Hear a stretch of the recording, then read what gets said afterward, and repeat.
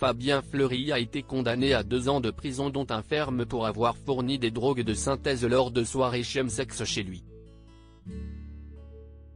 CST par ailleurs lui qui est à l'origine de l'enquête pour détention d'images pornographiques concernant Pierre Palmade. Le nom de Fabien Fleury est inconnu du grand public, mais il s'agit d'un personnage clé d'une des 2 affaires judiciaires concernant Pierre Palmade qui défraient la chronique depuis des semaines. C'est en effet lui qui est à l'origine de l'enquête ouverte contre l'humoriste pour détention d'images pédopornographiques.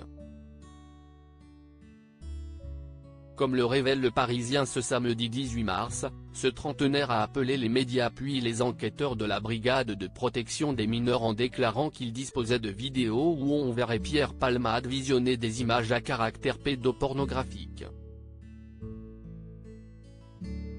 Alors que les investigations à ce sujet se poursuivent, Fabien Fleury vient d'être condamné à une peine de prison pour une autre affaire.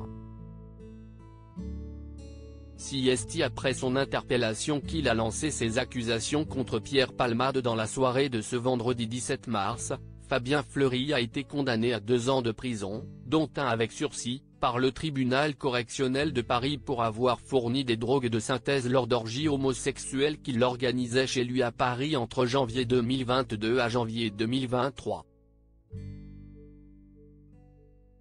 Comme le souligne Le Parisien, CST après son arrestation dans le cadre de cette affaire de chemsex que l'homme de 36 ans a lancé ses accusations contre Pierre Palmade, qui venait alors d'être impliqué dans le terrible accident de la route près de son domicile de Célie-en-Bière, pour lequel il est mis en examen.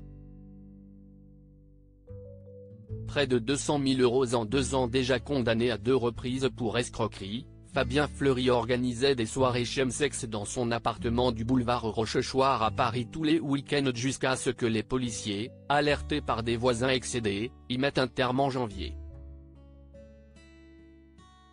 Il recevait une 12aine d'hommes à la fois et demandait 10 € de droits d'entrée et 30 € pour la drogue, principalement du GBL et de la 3-MMC.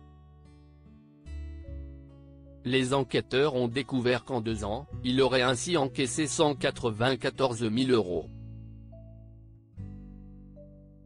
À la barre, le prévenu s'est défendu en assurant qu'il recevait des amis pour des soirées privées. Je n'ai fait aucun bénéfice et j'étais tous les mois dans le rouge, a-t-il tenté de faire valoir.